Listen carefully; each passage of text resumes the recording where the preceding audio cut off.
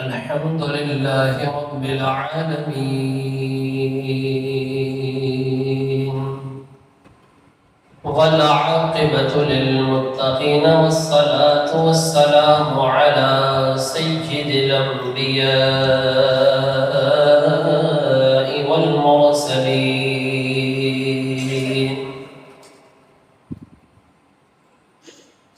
وعلى آله وعترته وأولياء أمته أجمعين.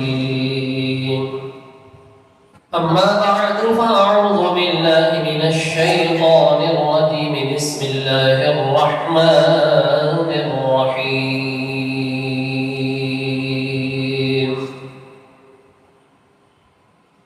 قال الله تبارك وتعالى في القرآن المجيد في شان حبيبه مخبرا وآمرا: إن الله وملائكته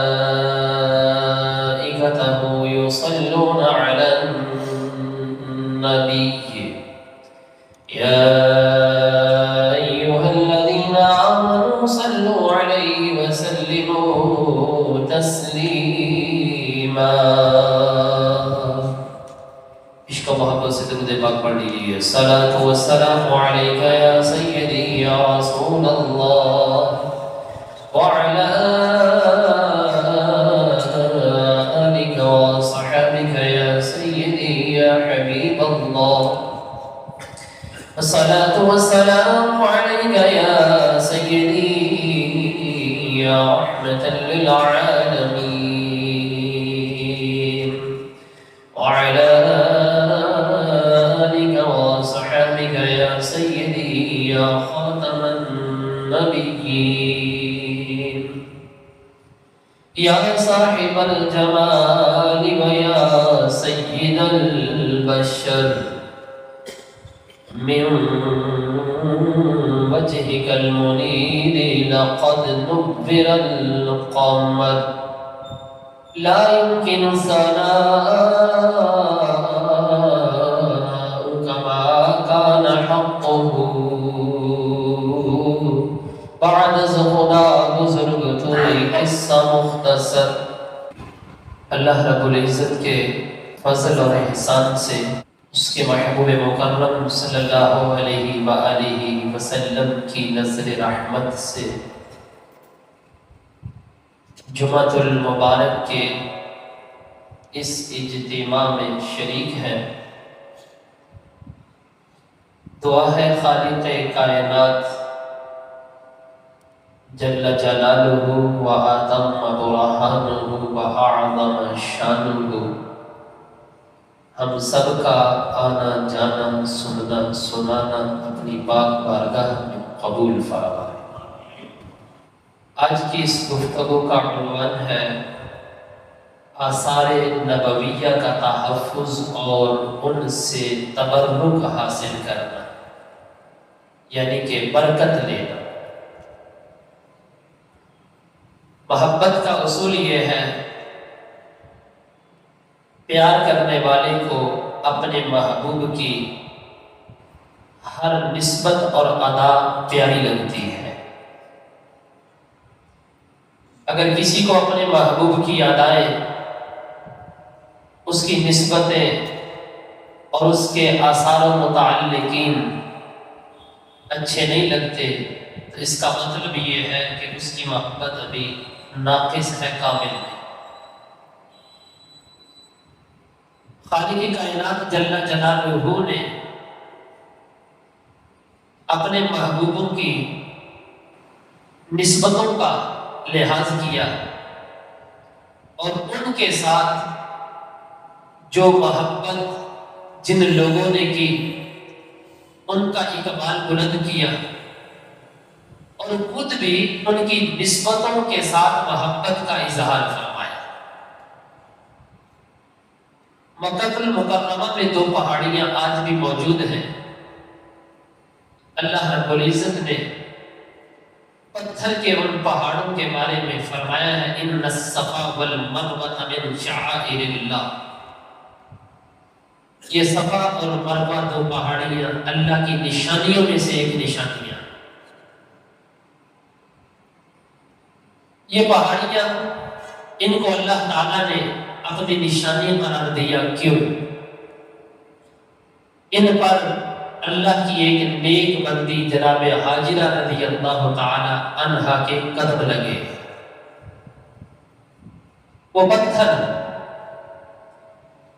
جو سیڑھی کا کام دے رہا تھا جناب ابراہیم علیہ السلام کو جس وقت کعبے کی تعمیر کر رہے تھے، اور اسی پتھر کے اوپر کھڑے ہو کے جناب ابراہیم علیہ السلام نے نبی آخر الزمان صلی اللہ علیہ وآلہ وسلم کی دعا کی، ربنا وبعث فیہم رسولا، اے اللہ ان کے اندر ایک نبی مبعوث فرما۔ اس پتھر کے اندر جناب ابراہیم علیہ السلام کے نشانات آج بھی موجود ہیں، اور اللہ رب العزت نے اس نسبت کا لحاظ کس انداز سے کیا؟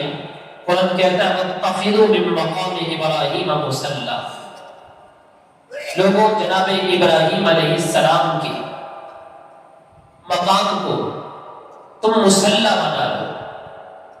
لوگوں کا طواف اس وقت تک مکمل نہیں ہوتا جب تک مقام ابراہیم کے قریب وہ دوگانہ ادا نہیں کر لیتے، یہ نسبت کا لحاظ ہے۔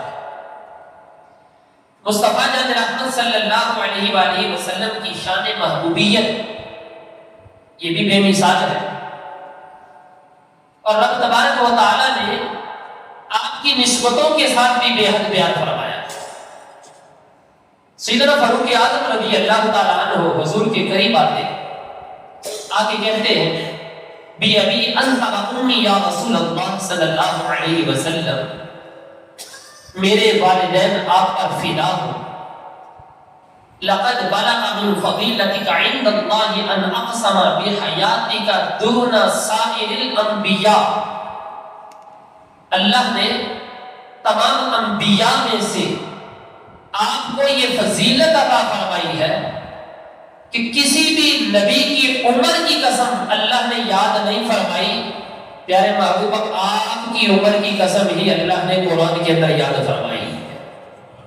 لَعَمْرُكَ إِنَّهُمْ لَفِي سَكْرَتِهِمْ يَعْمَهُونَ، محبوب تیری عمر کی قسم، عرض کیا وَلَقَدْ بَلَغَ مِنْ فَضِيلَتِكَ عِنْدَهُ أَنْ أَقْسَمَ بِالتُّرَابِ قَدَمَيْكَ، یہ کون کہہ رہے ہیں؟ جناب عمر کہہ رہے ہیں، حضور اللہ نے آپ کا اتنا اکرام کیا ہے، آپ کی اتنی فضیلت بلند کی ہے کہ اپنے کلام کے اندر آپ کے قدموں کے ساتھ لگنے والی مٹی کی قسم بھی ارشاد فرمائی، بِالتُّرَابِ قَدَمَيْكَ، پھر کہا لا اقسم بهذا البلد وانت حل بهذا البلد، یہ آیت اس کے اوپر شاہد واطن ہے۔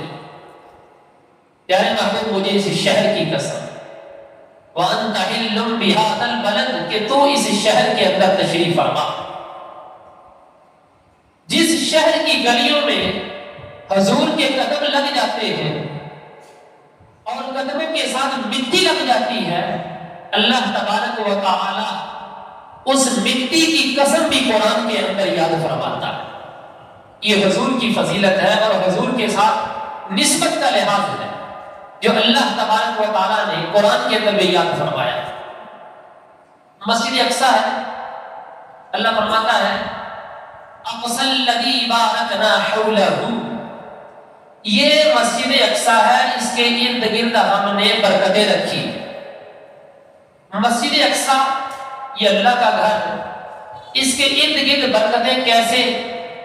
صاحب تفسیر بیضاوی لکھتے ہیں ببرکات الدین والدنیا لأنہ مہبط الوحی ومتعبد الانبیاء علیہم السلام، کہا مسجد اقصیٰ کے ارد گرد برکتیں اس وجہ سے ہیں چونکہ وہاں پر بہت سارے انبیاء نے بیٹھ کے اللہ کی عبادت کی، اور ان نبیوں کے اوپر اللہ کی طرف سے وحی یعنی وحی کا نزول ہوا۔ جس جگہ پہ نبی بیٹھ جاتا ہے، نبی کے اوپر وحی کا نزول ہوتا ہے، وہ جگہ بھی بابرکت ہو جاتی ہے۔ جبل نور، غار حرا، غار حرا کو جبل نور کیوں کہا جاتا ہے؟ اس وجہ سے کہ وہاں پر سب سے پہلی آیت قرآن کی نازل ہوئی، اقرأ باسم ربک الذی خلق خلق الانسان من علق۔ آج بھی عشاق جاتے ہیں اور وہاں پر جا کر کے نوافل پڑھتے ہیں، دعائیں مانگتے ہیں۔ یہ آثار نبویہ، نبی پاک علیہ الصلوۃ والتسلیم جس جگہ بیٹھ گئے، قدم رکھے، وہ جگہ متبرک ہے، برکت والی ہے۔ یاد رکھنا، آثار نبویہ سے برکت حاصل کرنا حضور صلی اللہ علیہ وسلم کے وصال ظاہری سے پہلے، یعنی آپ کی مبارک حیات میں صحابہ نے برکت حاصل کی، اس نظریے کو اپنایا، فروغ دیا، اور وصال ظاہری کے بعد بھی حضرات صحابہ کرام علیہم رضوان نے آثار نبویہ کا تحفظ کیا۔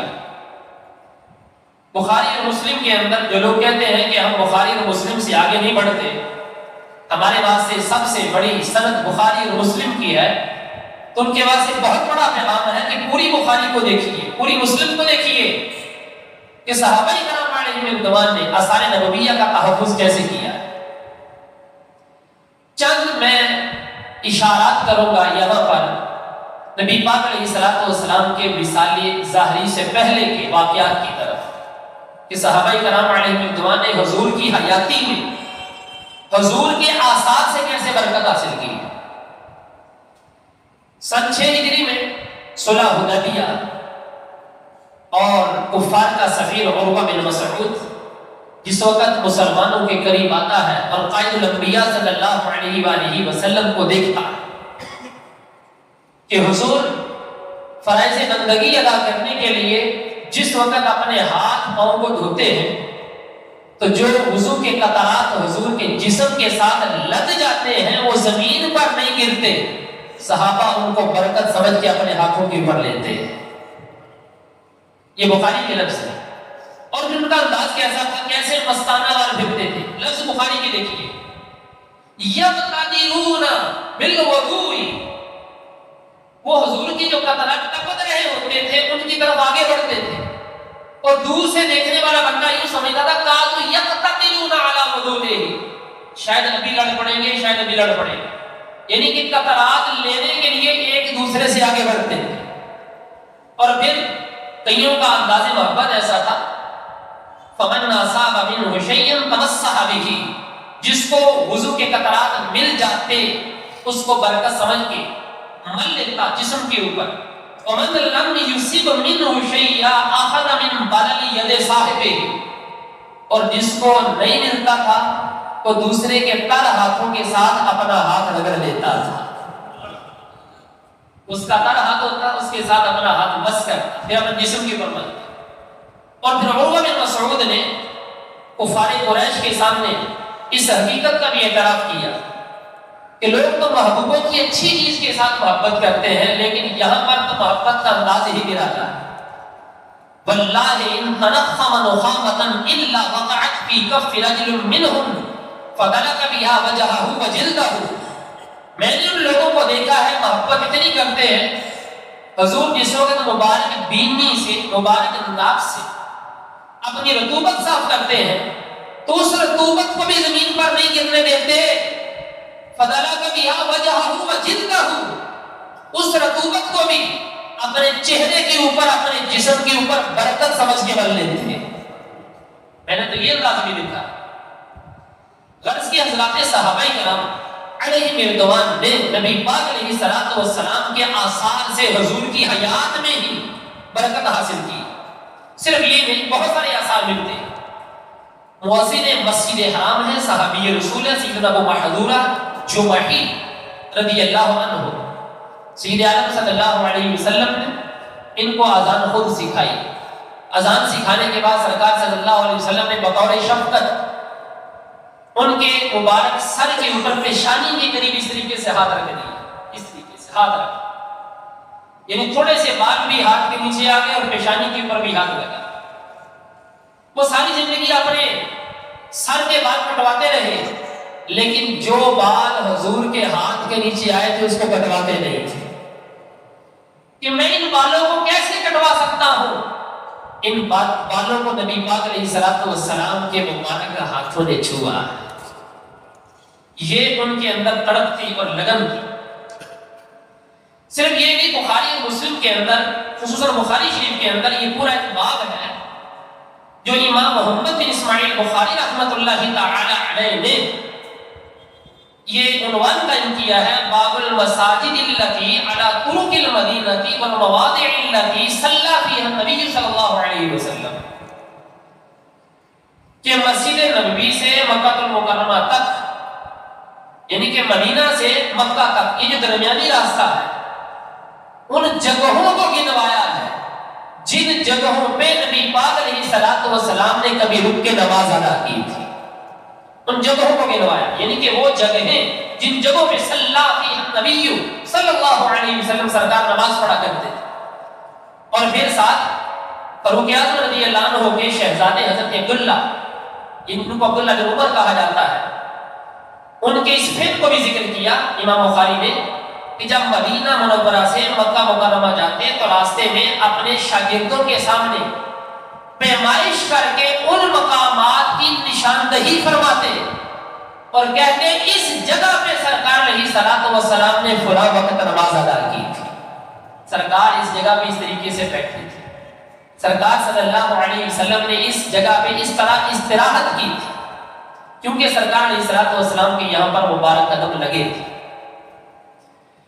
اس طریقے سے ایک مرتبہ رسول اللہ صلی اللہ علیہ وسلم سیدنا حسان بن ثابت رضی اللہ عنہ کی ایک بہن ہے سیدنا کبشہ رضی اللہ عنہ، ان کے ہاں تشریف لے گئے۔ انہوں نے بطور تواضع حضور کو پانی پیش کرنا چاہا تو گھر کے اندر مشکیزے کے علاوہ کوئی اور برتن نہیں تھا، مشکیزہ ہی تھا۔ سرکار صلی اللہ علیہ وسلم کی عادت کریمہ ہے کہ آپ علیہ الصلوۃ والسلام اس مشکیزے سے پانی نکال کے کسی برتن میں ڈال کے پھر پانی نوش فرماتے، برتن تھا کوئی نہیں۔ آج سرکار علیہ الصلوۃ والسلام نے خلاف معمول مشکیزے کے ساتھ منہ لگا کے پانی نوش فرما دیا۔ سیدنا کبشہ رضی اللہ تعالی عنہ دیکھ رہی تھی کہ سرکار علیہ الصلوۃ والسلام کے مبارک لب مشکیزے کی اس جگہ کو چھو گئے ہیں۔ انہوں نے کیا کیا، وہ مشکیزے کا اتنا حصہ کاٹ کے اپنے پاس برکت کے لیے رکھ لیا، اپنے پاس رکھ لیا۔ یہ باقاعدہ حدیث کے اندر حضرت عائشہ رضی اللہ عنہا کے پاس جبہ تھا نبی پاک علیہ الصلوۃ والسلام کا، یہ چیز بھی مسلم شریف کے اندر موجود ہے۔ اما عائشہ رضی اللہ عنہا کا وصال ہوا کہ اسماء رضی اللہ تعالی عنہا نے اس جبہ کو اپنے پاس رکھ لیا۔ حضرت اسماء رضی اللہ تعالی عنہا خود فرماتی ہے کہ میں نے اس جبے سے کیا برکت لی، نحن نغسلها للمرضى یستشفى بها، کوئی بھی بیمار ہوتا، یہاں پر لفظ مریض نہیں ہے، مرضى ہے، مطلب یہ کبھی ایک دفعہ کا واقعہ نہیں، کئی دفعہ ایسا ہوا کہ کوئی مریض ہوتا، ہم اس جبے کو پانی کے اندر گھولتے تو وہ جبہ بیمار کو پلایا جاتا تھا، بیمار صحت و تندرستی پا جاتا تھا، اس کو شفا مل جایا کرتی۔ یہ آثار نبویہ سے برکت حاصل کرنا، دوستو یہ تو سرکار علیہ الصلوۃ والسلام کے گھر والوں نے بھی بتایا ہے۔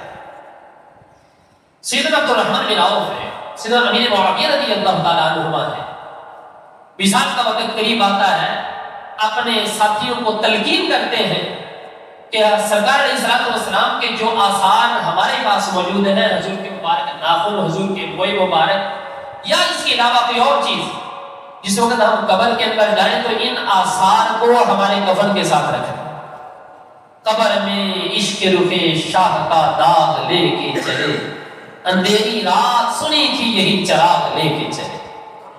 یہ عشق اور محبت تھا جو صحابہ کرام علیہم رضوان کے دلوں کے اندر موجود تھا۔ نبی مکرم صلی اللہ علیہ وآلہ وسلم کی ذات اقدس بہت بلند ہے، بزرگان دین نے نبی پاک علیہ الصلوۃ والسلام کے مبارک شہر کی بھی قدر کی ہے، اس کا بھی ادب و احترام کیا۔ امام مدینہ حضرت امام مالک علیہ رحمۃ اور دیگر اکابر کی باتیں تو بہت بلند ہیں، کہ امام مالک رضی اللہ عنہ جیسی شخصیت جنہوں نے سب سے پہلے روئے زمین پر مجموعہ احادیث کو اکٹھا کیا اور 40 سال تک مدینہ پاک کے اندر مسجد نبوی کے صحن میں بیٹھ کے درس حدیث دیتے رہے، اور امام مالک نے کبھی جوتا نہیں پہنا تھا مسجد نبوی کے اندر، یعنی کہ مدینہ پاک کے اندر. اور امام مالک رحمۃ اللہ تعالی علیہ نے جو مدینہ پاک کی باؤنڈری تھی اس میں کبھی قضاء حاجت نہیں کی اور پیدل چلا کرتے تھے، اس اندیشے کے پیش نظر کہ ہو سکتا ہے کہ سرکار صلی اللہ علیہ وسلم فلاں گلی سے پیدل چلے ہیں، ان کے قدم یہاں لگے ہیں اور میرا قدم، میں سواری کے اوپر ہوں، میری سواری کے قدم حضور کے قدموں کے اوپر آ جائیں. اس وجہ سے وہ ننگے پاؤں چلا کرتے تھے، سواری کے اوپر بھی نہیں بیٹھتے تھے. میں کہتا ہوں ان بزرگوں کے مقامات اپنی جگہ پہ ہیں، ان بزرگوں کو ماننے والے ہمارے ماضی کریم کے ایک ولی کامل گزرے ہیں شیخ الاسلام خواجہ محمد قمر الدین سیالوی رحمۃ اللہ تعالی علیہ. میں نے ان کی سواری میں یہ بات پڑھی، وہ کہتے ہیں مجھے ایک دفعہ گردے کا درد ہو گیا، شدید ہوا، اتنا درد ہوا کہ میں دائیں بائیں کروٹ بھی نہ پلٹ سکتا تھا. اس کمرے کے اندر لیٹا ہوا تھا، اس کمرے کے اندر سبز سبز گنبد کی ایک تصویر آویزان تھی، میری توجہ اس تصویر کی طرف گئی. کہتے ہیں کہ میں نے رحمت عالم صلی اللہ علیہ وسلم کی بارگاہ میں استغاثہ کیا اور رب تبارک و تعالی سے حضور کے وسیلے سے دعا کی. بس کیا تھا، درد اسی وقت کافر ہو گیا، درد دور ہو گیا.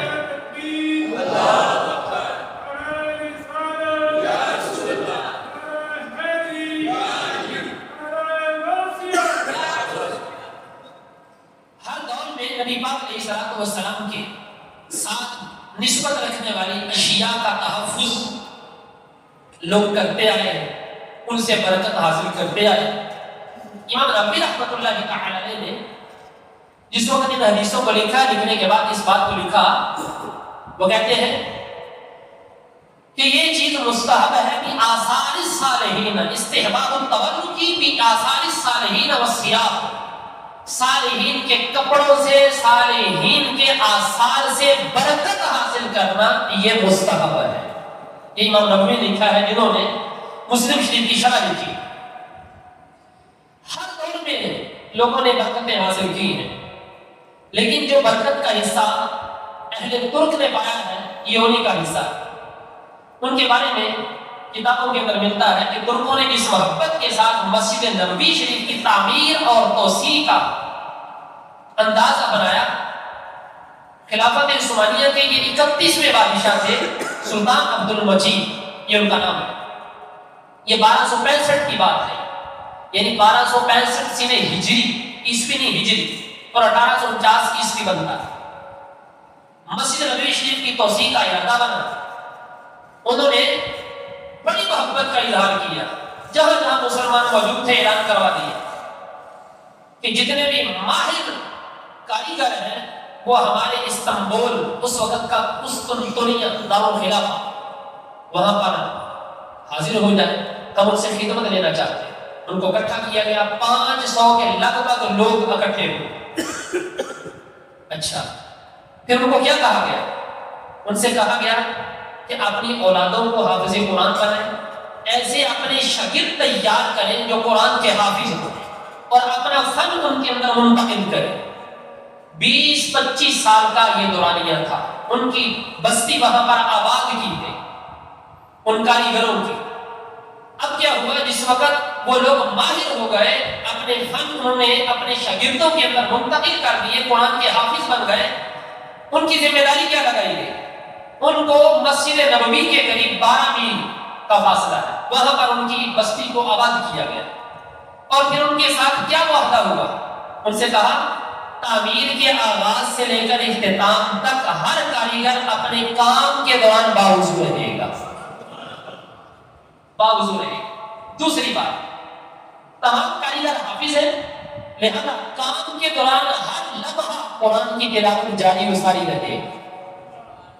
تیسری بات یہ ہے کہ مسجد نبوی کی توسیع ہو رہی ہے، سرکار علیہ السلام تشریف فرما ہے اپنے مبارک روضے کے اندر، لہذا یہاں پر شور و غل نہیں کرنا.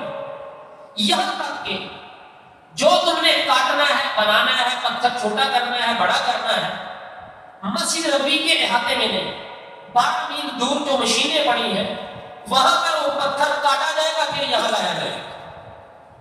کوئی بھاری بھرکم اس وقت مشینیں تھیں، اس طرح کی مشینری نہیں تھی کہ جلدی جلدی جا کے جو ہے وہ ان پتھروں کو اٹھا کے وہاں لے جایا جاتا۔ پتھر لائے جاتے، کوئی پتھر بڑا ہوتا اپنے مقام پہ نہ لگ سکتا تو اس کو بڑے ہی صبر اور تحمل کے ساتھ اٹھایا جاتا، 12 میل دور لے جا کے تراشا جاتا، پھر وہاں سے دوبارہ لا کے اس کی جگہ پہ نصب کیا جاتا تھا۔ یعنی اتنا ادب اور احترام یہ کہاں سے سیکھا؟ حضرت عائشہ صدیقہ رضی اللہ تعالی عنہا آپ فرماتی ہیں مسجد نبوی کے ارد گرد گھروں میں جب بھی کوئی کیل ٹھوکتا یا کوئی آواز بلند کرتا میں پیغام بھیجا کرتی تھی، لا تؤذوا رسول اللہ صلی اللہ علیہ وسلم، اللہ کے رسول مبارک روزے میں تشریف فرما ہے، ایذا نہ دیجیے۔ وہ کیل ٹھوکنے کی بھی آواز آتی تھی تو ان کو پیغام بھیجتی تھی۔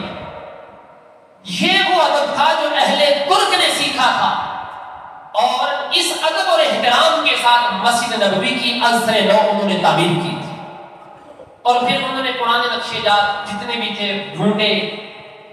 جو جنت البقیع ہے نبی پاک علیہ الصلوۃ والتسلیم کے مبارک قدمین کی طرف، جس کو بقیع کہا جاتا ہے، اس شاہ اس کو جنت البقیع کہتے ہیں۔ جنت البقیع کے اندر 10,000 صحابہ کرام علیہم رضوان کے مزارات تھے، ان کے قبے انہوں نے بنوائے تھے۔ حضرت فاطمہ الزہرا رضی اللہ تعالی عنہا کا مزار شریف، امام حسن مجتبی، حضرت عثمان غنی ذو النورین رضی اللہ تعالی عنہ ان کا مزار یہیں پر۔ اس طریقے سے حرم مکی کے اندر 1.5 میل کے فاصلے پر جنت المعلا قبرستان، وہاں پر بھی حضرت سیدہ ناصرۃ الکبریٰ رضی اللہ تعالی عنہا کا مبارک روضہ، یہ سب کچھ انہوں نے تعمیر کروایا تھا۔ اور آج سے تقریباً 100 سال پہلے، اس وقت 1444 ہجری، اب یوں کہہ لیجیے کہ 1344 ہجری میں یہ شوال کا ہی مہینہ تھا، 8 شوال تھی، جس وقت یہ ترکوں کی حکومت چلی گئی اور آل سعود قابض ہوئے۔ ان میں سے کچھ ایسے لوگ کھڑے ہوئے جنہوں نے کہا یہ سب کچھ شرک بھی ہے، بدعت بھی۔ چنانچہ 10,000 صحابہ کرام علیہم رضوان اور بڑے بڑے اکابر اہل بیت اطہار جن کے مزارات جنت البقیع کے اندر تھے، ان کو نیست و نابود کر دیا گیا، بلڈوزر چلا دیا گیا، اس کو برابر کر دیا گیا۔ اور آج آپ چلے جائیں تو جنت البقیع کے پاس تو عشاق یہ کہتے ہیں کہ جنت البقیع کے اندر نہیں جانا چاہیے، جس نے سلامی پیش کرنی ہے، دعا کرنی ہے، فاتحہ پڑھنی ہے، باہر کھڑا ہو کے کیوں؟ پیچھے انہوں نے رستے بنائے ہوئے، نہ جانے جس جگہ پہ رستہ ہو آپ جا رہے ہیں اس رستے کے نیچے کسی صحابی رسول کا مزار ہو، کوئی معلوم نہیں۔ اب اندازہ کیجئے کہ اتنی بے حرمتی کی گئی کہ نبی پاک علیہ الصلوۃ والتسلیم کے جو آثار تھے صحابہ کرام علیہم رضوان نے تو اس مشکیزے کا منہ بھی سنبھال کے رکھا تھا جس مشکیزے کے ساتھ سرکار علیہ الصلوۃ والسلام نے لب لگائے تھے۔ صحابہ کرام نے تو اس بال کو بھی نہیں کٹوایا جس بات کو حضور کے مبارک ہاتھ نے چھو لیا تھا۔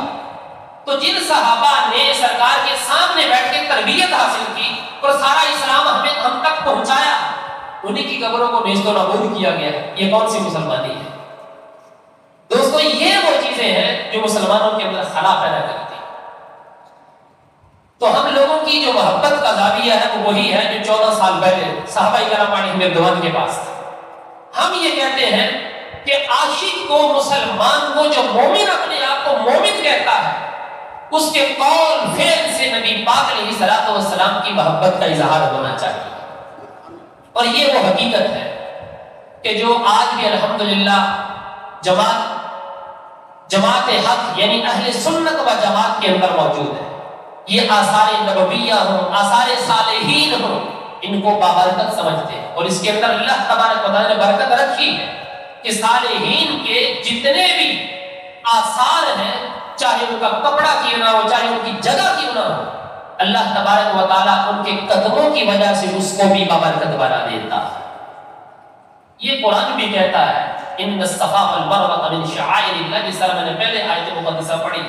مکے کے اندر اور بھی بڑے پہاڑ ہیں، کسی پہاڑ کو اللہ نے اپنی نشانی نہیں کہا، صفا مروہ کو اپنی نشانی کہا. کیوں کہا؟ کہ اس کے اوپر میری بندی کے قدم لگے.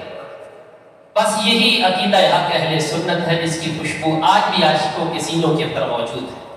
دعا ہے اللہ رب العزت ہم سب کو عقیدہ حق اہل سنت پر قادم آخر قائم و دائم فرمائے اور ہماری نسلوں کو بھی حضور کے عاشقوں میں شامل فرمائے. اللہ رب العزت حضور کے فیوز و برکات سے دنیا بھر کے مظلوم مسلمانوں کی مدد فرمائے، مسلمانوں کا نگاہ رحمت فرمائے. آمین. وما علینا الا البلاغ. سنت اللہ.